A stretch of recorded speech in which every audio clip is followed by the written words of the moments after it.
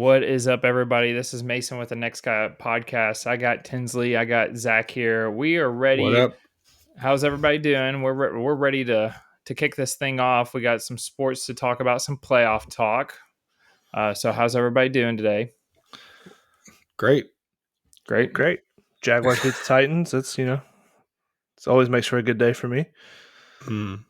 Even if it kicks you out of the top spot there, buddy boy. I feel like he would have been happy, or he's pretending that he's happy now. I think he's I'm fine. in the whole. He's in the Titans, spin zone. so. Either way it would have went, he would have been like, That's right. Yeah, I got the 3 players I want to draft. So as long as we stay near the top, we're either gonna get the 4th or 5th pick at this point. So, So I love that we're actually doing this to start because if anybody was watching NFL football today, I feel for you because this was. I'm not even over exaggerating. This may have been one of the worst NFL Sundays of football I remember in a really long time. Tinsley, were you watching? And Zach, were you watching a majority of them? Blowouts in every game except for the Titans Jags, which their record combines for now it's 4-12 and 3-13, but that was the closest game in the early noon clock slate. Yeah. But pretty rough.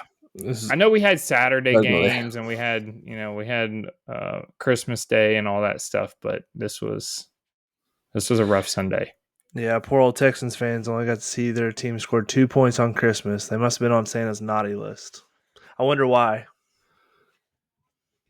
Zinger. Probably from all the dirty hits their team gives out. I couldn't think of a single. I don't know what you're talking about. I'm just kidding. You'll forever, which you already had hatred towards the Texans, but I feel like it feeds into it even more with that. The Trevor Lawrence and Texans fans, the way they talk about Trevor online, and then you see all these graphs coming out of quarterbacks the last 5 years and how they performed. And Trevor's never had once a season as bad as CJ Stroud's having this year. It's just interesting. CJ Stroud appointed himself a top 3 quarterback this summer, and then now look at him. And we're not doing card talk today, but me and Tinsley kind of keep up with sports cards. That was the number one. That and Wemby were probably like the number one cards everybody was going for over the summer. Whose value is still there? Wemby's for sure. Yeah, CJ Stroud 100%. Cards in the dumps. So penny stocks. Down. Penny stocks. And I don't know if we want to do this talk either because I don't know how many of our listeners they want to hear about the draft order talk, but all 3 of us are closely zoning in on that. Zach, did you feel weird rooting for the Jags today? Definitely rooting for the Jags. The tank is real. I think Tennessee, if I could say one thing, they've embraced the tank, unlike the Jags or the Giants. The Giants messed the tank up today. How hard can it be? And the Raiders. What are we doing? I saw lose. Titans, for what it's worth, I've given them a lot of grief. Tanking very well. So shout out to the Titans. Some are even talking about a double tank situation. I know we talked about it a little bit on this pod. I'm just saying, if I were shout out GM, to myself, he says. Yeah, shout out to myself. This is not the deepest draft class, but I think you can get a piece, get a bridge guy, a bridge quarterback, and then next year come back with a number 1 seed again. Love it. Tank again. Double tank, you get a piece, and then whatever it looks like, whoever you need that you feel like could set you up for the future, and then you add in a quarterback in the next class. Double tank sets you up for the future. That's where I'm at. So you're trading down in this draft, taking a good player, just anyone, best player available, running back, whatever. The best quarterback for your double tank situation would be the guys on the roster right now.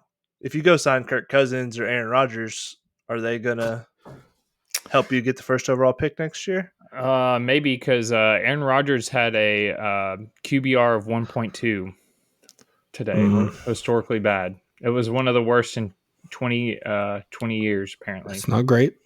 Davis Mills was one of the worst that had one since then. He played horrible. They got blown out at the end. So maybe Jameis I don't know. potentially. So see, if you get Jameis, you're not trying to tank. He's going to win you a game you shouldn't win. One game.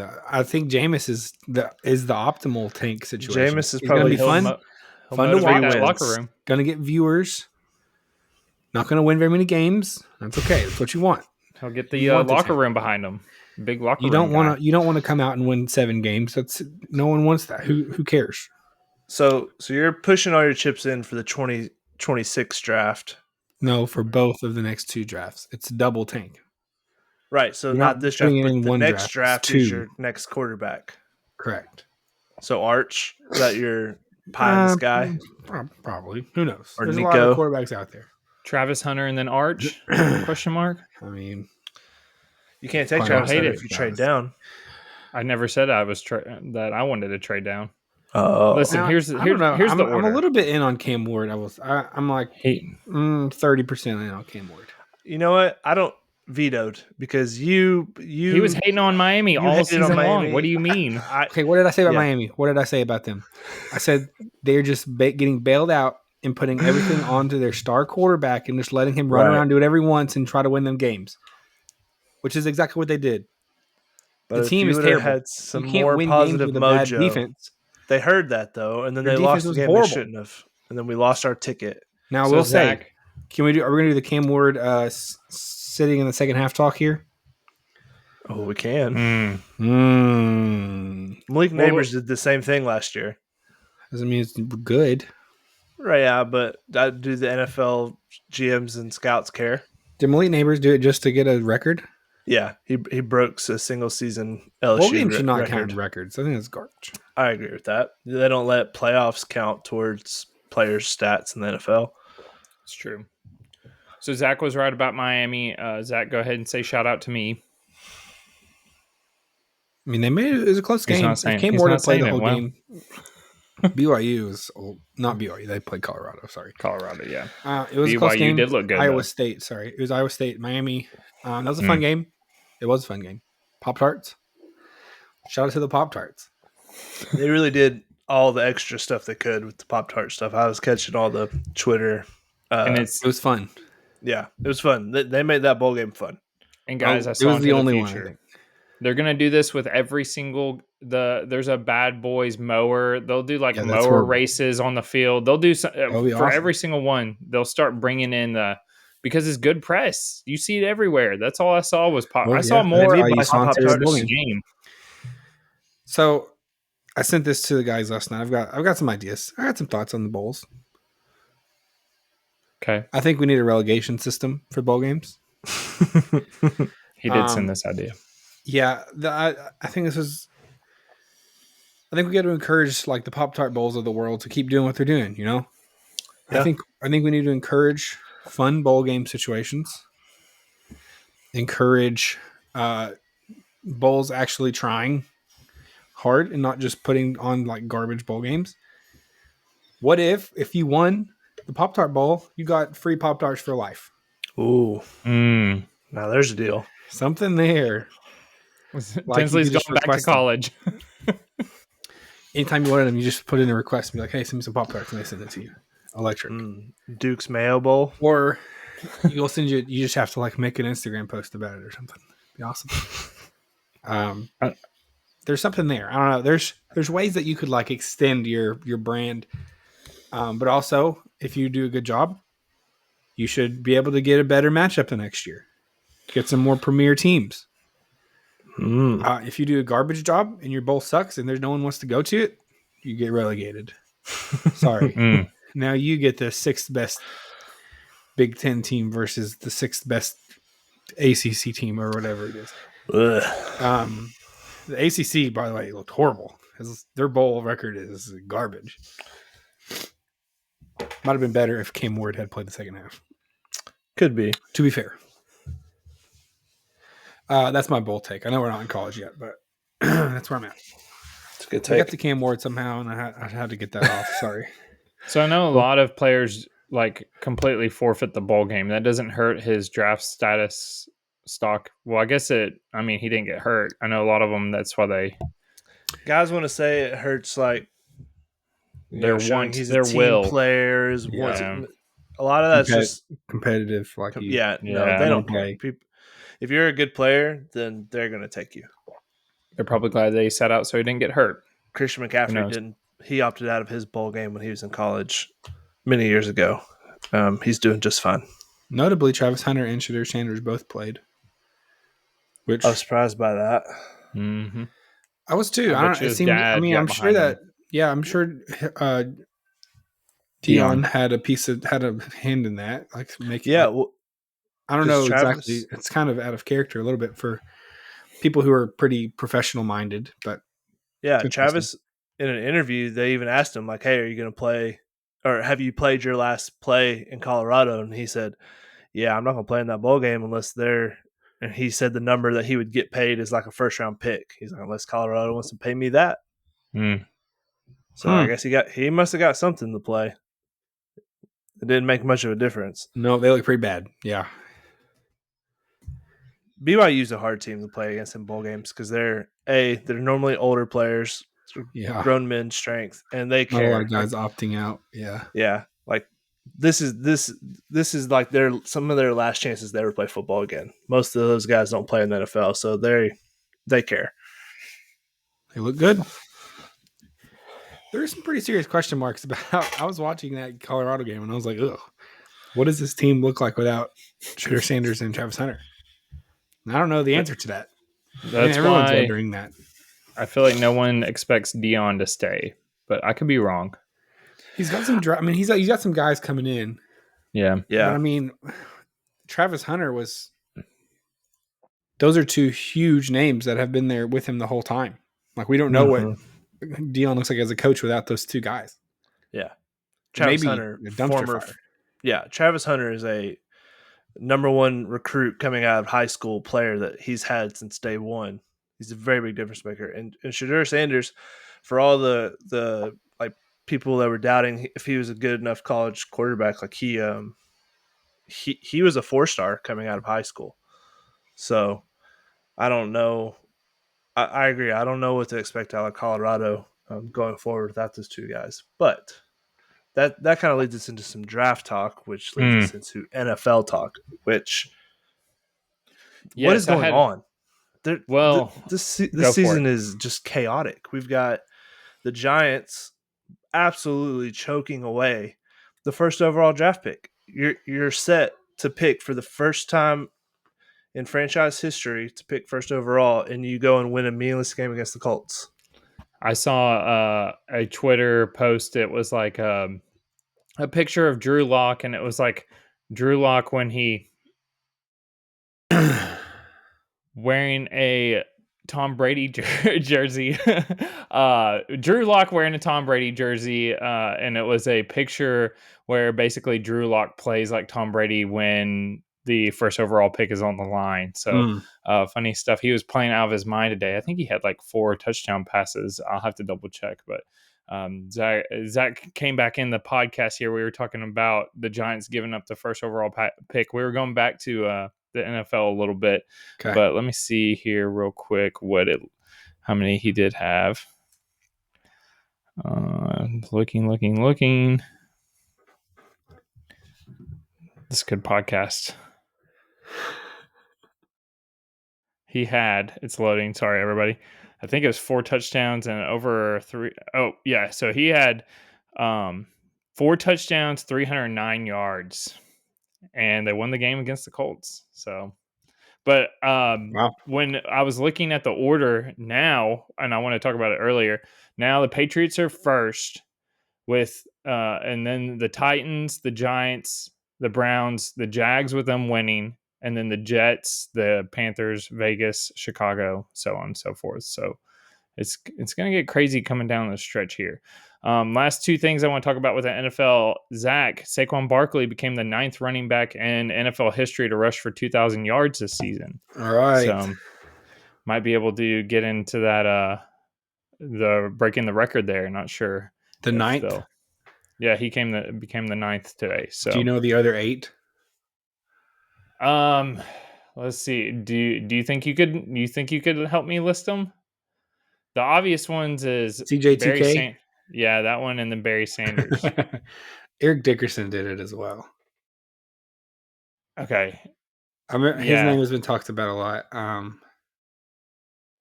Was I wrong? Did I think Eric Dickerson instead of Barry Sanders? I can look it up. Hang on. Eric Dickerson did do it in 1984. Okay. 2100. He's number one of all time. He's the one that he could beat potentially. I will say that some of the Barry records, Sanders is in there. Some of the records are kind of tough now because there's an extra game. Extra game, yeah. Which, I mean, it's tough. Whatever. So he's in first place, 2105. Adrian Peterson, 2097. Jamal Lewis, 2066. Barry Sanders, 2053. Derrick Henry, 2027. Yep. Two Titans on the list. Terrell Davis, 2008. Chris Johnson, 2006. And OJ Simpson, 2003. Shout out. There it is. Shout out. Bad guy. Next record that popped up today for this week of NFL was Brock Bowers breaks Bears Mike Ditka's NFL record for receiving yards by a rookie tight end. Wow. That guy, yeah. He was a good pickup for them for sure. So if they could get, I think they'll definitely draft quarterback here. They should. Because that was him breaking that record with, mediocre quarterback play. I couldn't imagine if they got somebody in there. Who knows?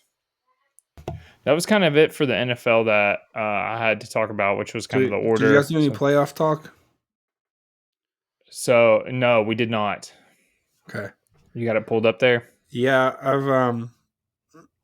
I've got some things pulled up. It seems like the number 1 and 2 overall seeds are pretty much locked up. Yep. Kansas City is at 1. The Bills are at 2. Those are done. The other seed is locked up is the 4 seed. Houston is locked in to that 4 seed with the AFC South completely locked up. Yeah. Everything else is kind of in flux. Tinsley was talking smack at the beginning of the episode about about the Texans. Locked it up. Yeah. Shout out to the AFC South for being just truly terrible. So in flux, go ahead. The 3 seed is either going to go to the Ravens, which is the most likely, but there is a scenario where it goes to the Steelers still. That would be Pittsburgh winning. And then that would be... And they play the Bengals next week. So we don't want that. We'll talk about it in a minute, but some of us have Bengals tickets out there. Yep. The Bengals odds are not very good. But they have life with their win yesterday, yeah. They are certainly alive. I'm trying to... I saw the chart I was looking at was not very easy to look at. Man. Okay, so help me if I mess this up, but I feel like the idea is Denver would have to lose to Kansas City. Mm-hmm. If Denver beats Kansas City, Denver is pretty much in that 7th spot. Yeah. So the other question is kind of with the Chargers. It looks like for Pittsburgh to get that 3 seed, the Chargers would have to either the Chargers beat the Raiders. Oh, this is getting messy. There's some messy stuff happening with that. There is a reality where the Pittsburgh can get the 3 seed though. The 5 seed could be either the Steelers, the Chargers, or the Ravens, depending on how things go. The 6 seed will either be the Chargers or the Steelers. So Steelers could be 3, 5, or 6, depending on how next week goes. And then the 7 seed is either going to be the Broncos, the Dolphins, or the Bengals. Win today too. Yeah. So the Bengals need Denver and Miami both to lose. Yep. In order for them to get that 7th spot. So Miami is playing the Jets. Denver is playing Kansas City. The The problem is Chiefs. Kansas City's locked up the number 1 overall seed. And so there's kind of been a The meme going backups around of like, this guy determines the AFC playoff lookout, and it's Carson Wentz. Have you seen that? He's Yeah. the guy who determines who makes the playoffs. Because that game is going to impact a good bit of this puzzle. I've also seen some funny things where it's like Patrick Mahomes knowing he can lose the game and eliminate Joe Burrow from the playoffs, but he will not touch the field if I had to guess. So They definitely don't want to see Joe Burrow and the Bengals in the playoffs, I would say. They'd rather see a rookie Bo Nix out there than Joe Burrow, I would feel like. So, okay, so you want to talk about the NFC playoff prediction or playoff format that they got going on right now? Do you have that pulled up?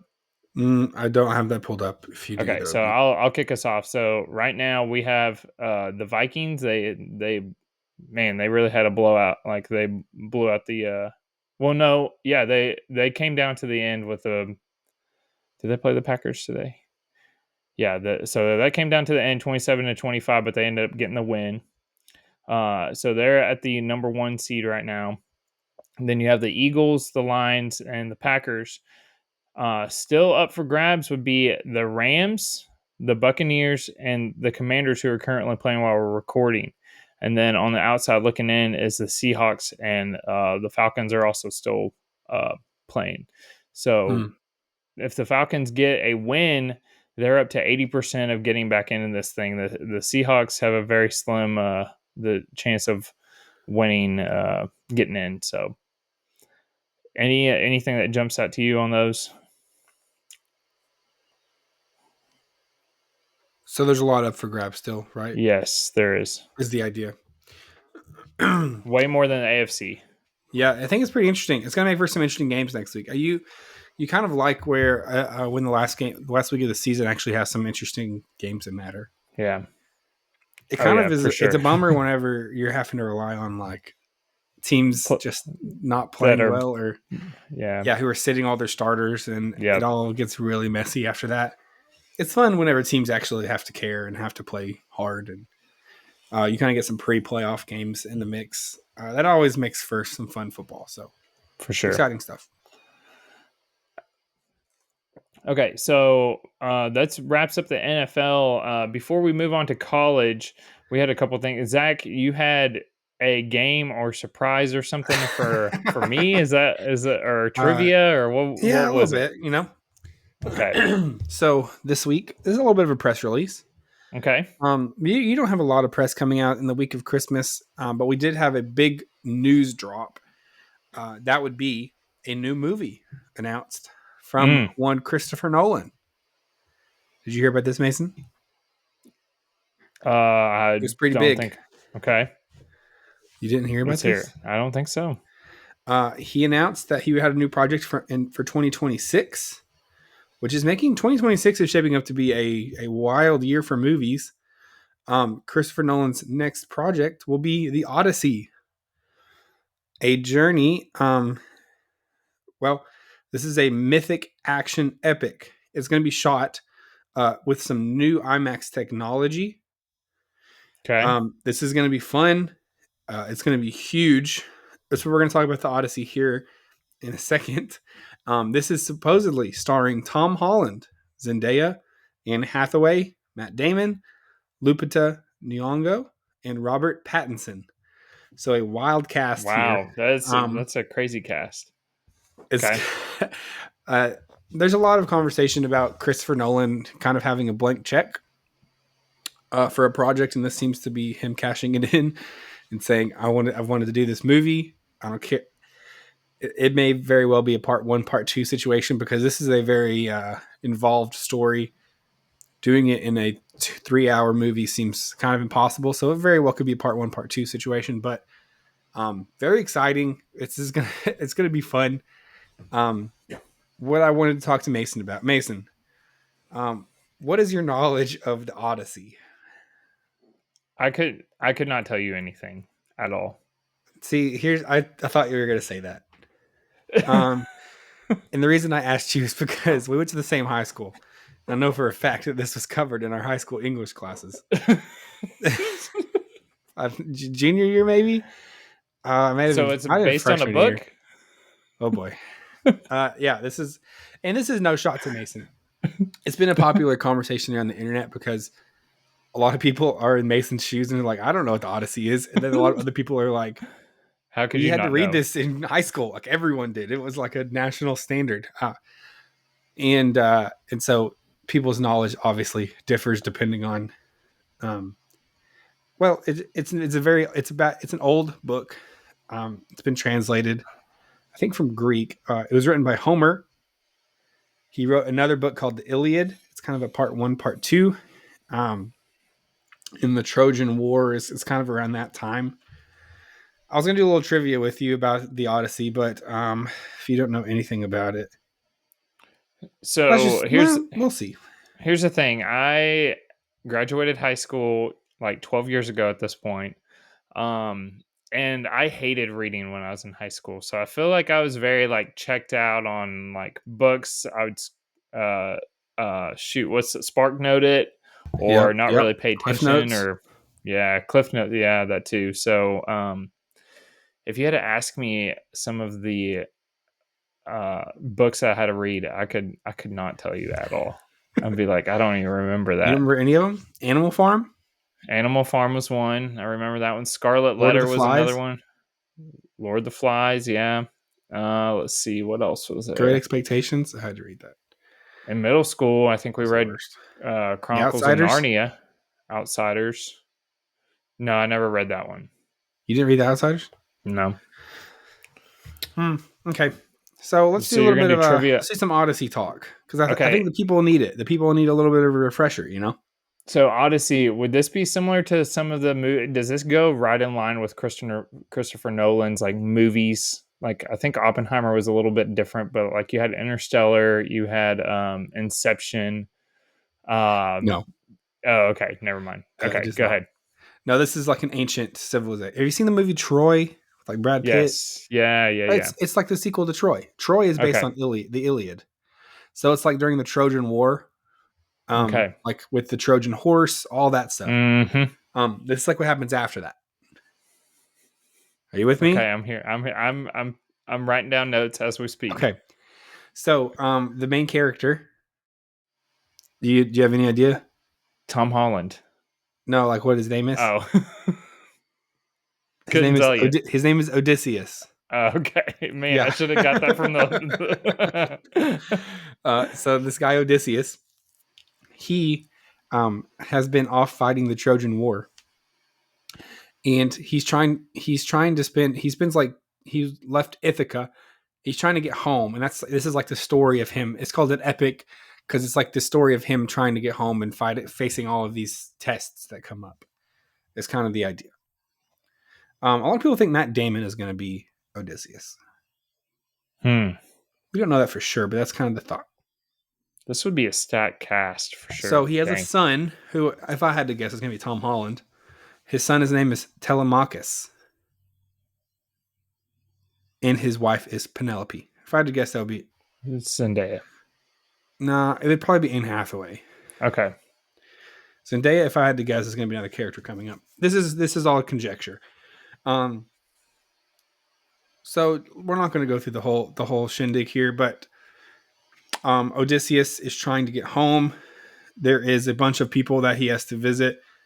There's a king of Sparta, Menelaus, but then there's also a bunch of other stuff that happens. The kind of most popular part of the story is him trying to get home. He meets Calypso, who is like a beautiful, lustful nymph who wants to marry Odysseus and grant him immortality. I think that would probably be Zendaya if I had to guess. Okay. He gets captured at some point. He meets up with Poseidon and Cyclops. He has to fight Cyclops. That's a pretty big piece of the story. So there's like sea monsters and there's like mermaids and all that kind of stuff. But he has to fight Poseidon, the sea god, and then Cyclops. He gets shipwrecked, and So full on Greek mythology. Oh yeah, story. This is like the Greek story. Yeah. So he ends up doing a bunch of stuff. There's some cannibals. We won't go into all of it, but Zeus is a piece of the puzzle here. There's some sirens. It's a whole thing. So this is what we're doing. This is what Christopher Nolan is going to put on screen. Is that It's gonna going to be be good? wild. I don't know. I think there's a reality where it's like legend, like it's like greatest movie conversation of all time. Like if he can pull it off, this is like a classic book. I mean, it's known as one of the greatest stories of all time. It's why we still tell it. And it's why it's still taught in schools. I mean, it's famous. A lot of the things that come from it, like storytelling, themes, and things, we still take off, like the epic journey that we see in a lot of books and we see in a lot of movies now, even come from this book as the originator of it. Like you got to get through all these tasks, you got to complete all of these missions, and then you get to the end. You know, that's kind of Homer created it with the Odyssey. So pretty exciting. I'm kind of pumped for it actually. I also won't be surprised if it gets pushed back a couple years because they're like, wow, we bit off way more than we could chew. They announced they're doing like some new IMAX technology just for this movie. Like it's brand new. So I think that could be cool as well. Who knows? And it's all supposed to be done in 2026. I think it's 2026. Yeah. Okay. I should probably confirm that, but I'm pretty sure. Listen, I'm here for it. It actually sounds like something I would enjoy. Yeah. No, it's exciting. It's not going to be like, it's not going to be super slow. It's going to be fun. Yep. So there's been a lot of Odyssey talk on the Twitter lately. Maybe I should give that a read or a reread, since apparently I probably read it in high school. SparkNote it. There you go. I'll be honest with you. It's kind of a tough read. It's all translations, and it's written in some language that makes it pretty tough to consume. But there's a lot of funny like tweets like, imagine high schoolers in 2027 just getting to sit down and watch this Christopher Nolan movie in English class instead of reading the book. And I was like, oh man, that'd be awesome. Well, that's what I remember when Chronicles of Narnia, that was the movie came out around the same time, and we read that, and then we also got to watch the movie. I wonder how many of those happen these days where people got to just, watch the movie instead of reading the book. And it's not all the same, but. No, but I'm sure there's a lot of, probably a lot. This says opens in theaters July 17th, 2026. Was that true? I don't know. He doesn't know. True? Who knows? Okay, so before we kick off some college football, he had a press release. I have a food for thought. I'm pretty excited about this, and this is kicking off at the basically to kick off the new year, January 3rd. And Oreo dropped a new line of 6 different. Actually, this has like 7 or 8 on here, but 6 different Oreo. How does Irish cream Oreo thins sound to you? I'd eat that for sure. I'd also eat that. There was another one, a peanut butter minis was also on here. Would you eat that? Definitely. Yeah, 6 of them. Let's go through it. Signature chocolate cookie with 5 new. There was one that's like a football theme. Mega stuffed level cream. Oh. Are loaded with bits of real Oreo cookie in the cream. So there's cookies in the cream that's inside of other cookies? Basically, that's what it sounds like. Just never have enough Oreo, they say. Oreo golden sandwich cookies. The fan favorite Oreo do those? Cakesters. I guess they're bringing them back. Oh, are now filled with the cream filling to make it a sandwich. Huh.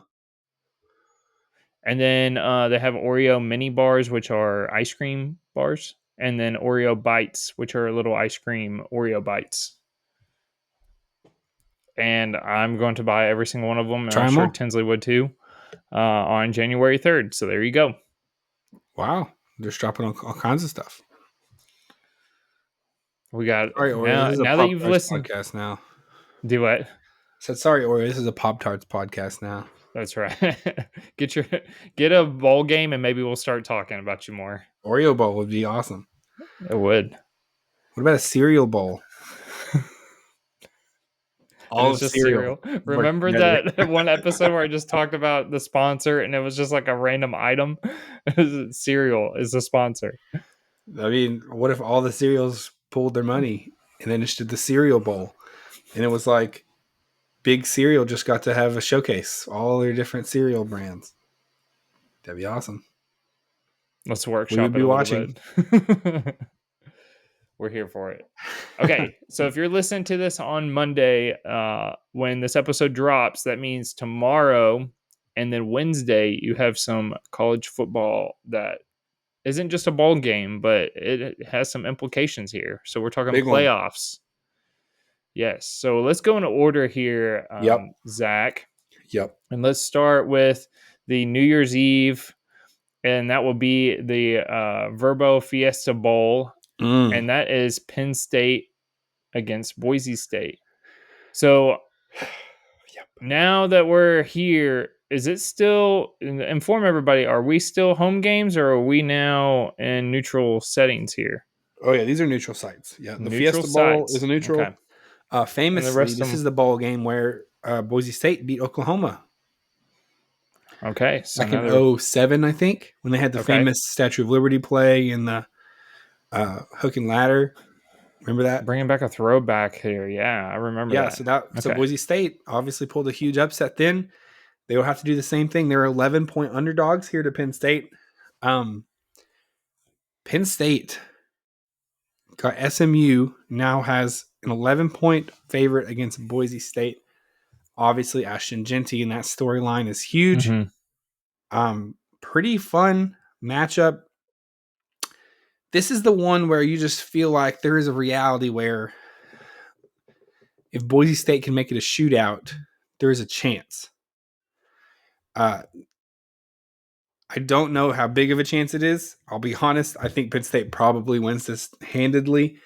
Ashton Genty would have to put up about 200, I think, and would have to just run all over Penn State. I just don't foresee this happening. So I really think Boise State probably is in over their heads here.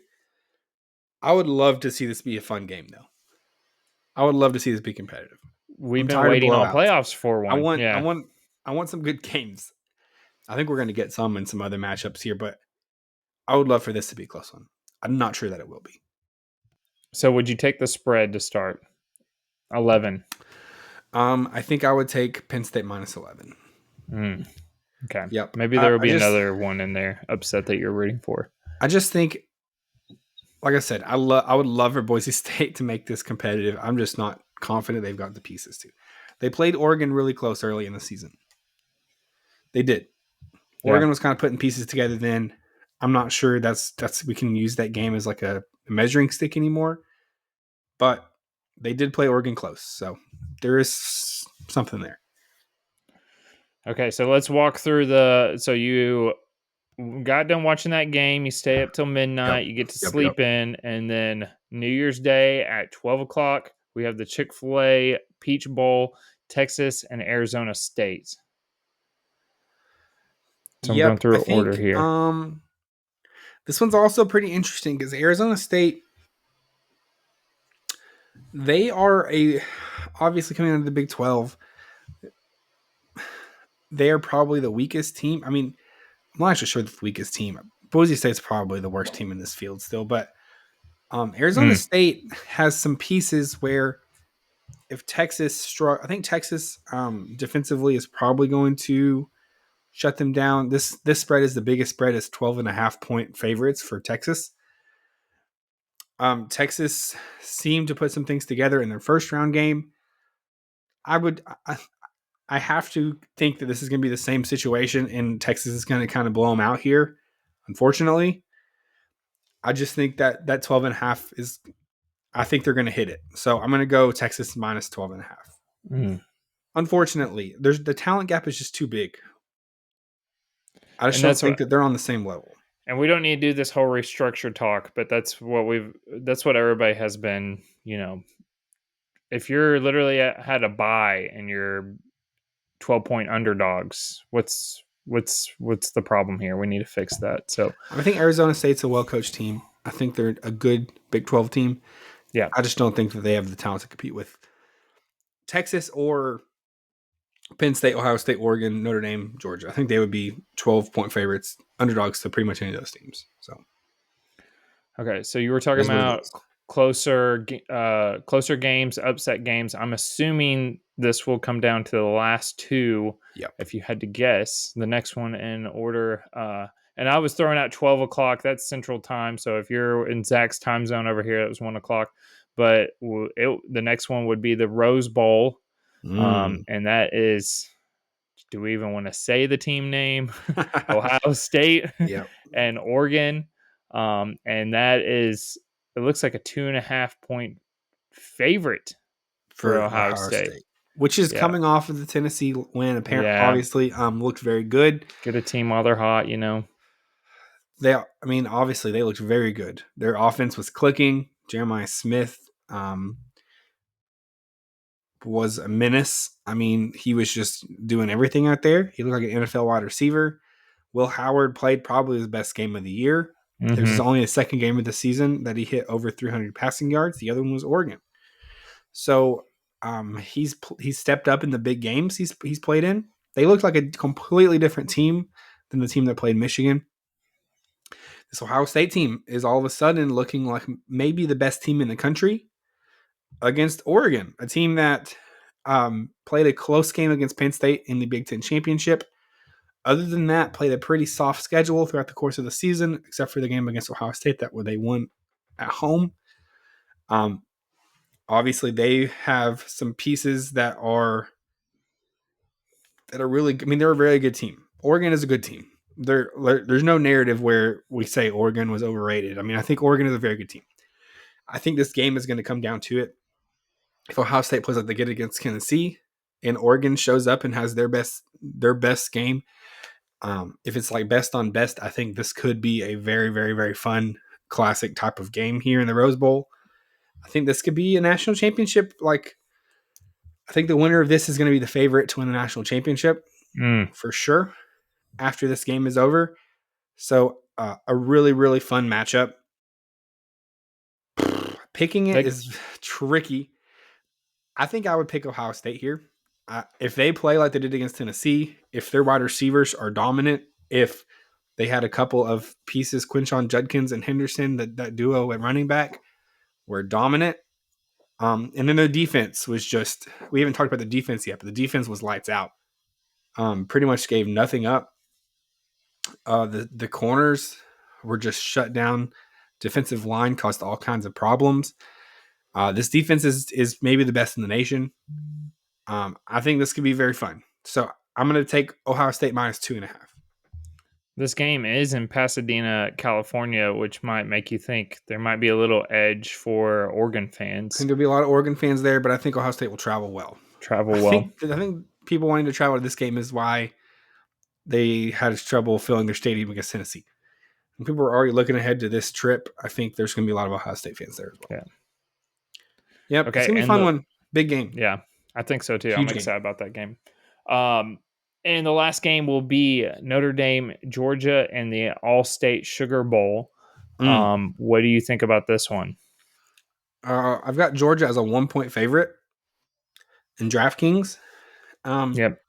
Over under is only 45 points.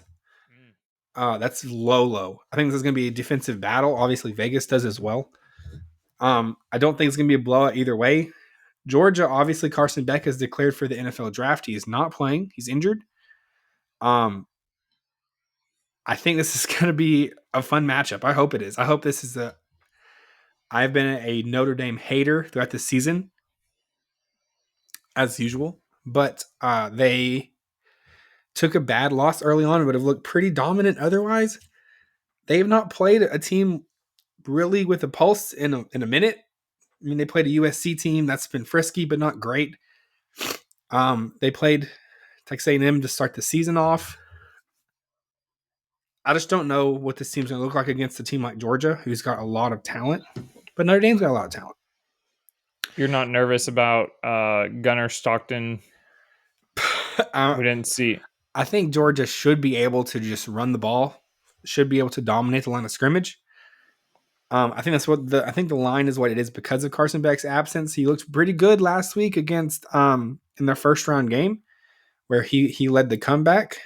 And so he was 12 for 16, 71 yards, and he did have a pick. But he had a high completion percentage. Crazy. Yeah. No, didn't do anything. If he could just be a game manager, is that what you're thinking? They rely on their defense and the run. And you rely on your defense. You rely on your run game. He doesn't do anything crazy with the turnovers. Not turning it over. You let him, give him your easy balls. I mean, you've got talent on your team. You just got to get the ball to them. Don't try and be a hero, but get the ball to your guys. And, you don't have to score a ton of points here to beat this Notre Dame team, I don't think. There is a reality where this Notre Dame team comes out really flat and is just outclassed. Like it looks similar to the Tennessee-Ohio State game where it was just like one team clearly was just much better. I think there's a chance that happens, Georgia did to Clemson early on this year, where it just was pretty clear that one team was just much better, had a lot more talent than the other. I don't know that's gonna be the case, but I think there's in my head a 30% chance that Georgia just runs around to the stadium. There's a 70% chance it's like a one-score game. But I'm taking Georgia -1. Georgia -1. All right, so we need to keep up with all these picks that you had. I want to see what your record is. But I'm on Penn State -11, Texas -12.5, Ohio State -2.5, and Georgia -1. So I'm on all the favorites, actually. I don't know if I love that or not. Let's parlay them all together. Put them in the Discord. It's plus 1240. Oh, look at you. I had it Looks going. like someone might be making a parlay there. All right. So, I just brought it up. But speaking of the Discord, make sure that everybody that you keep up with our picks. Tinsley's been dropping picks on there on the daily. I'm sure he'll have some for the for all the college football playoffs to continue. Zach, did you have anything else before we wrap this up? I feel good. I feel good. All right. Well, we appreciate everybody tuning in for this episode. If you know us personally or you want to just reach out, please reach out if there's anything that you guys want to have us talk about or do like anything on the pod. We're here for it. We're here for the listeners. So we appreciate you guys. Thank you for tuning in each and every episode, and we'll catch you all later.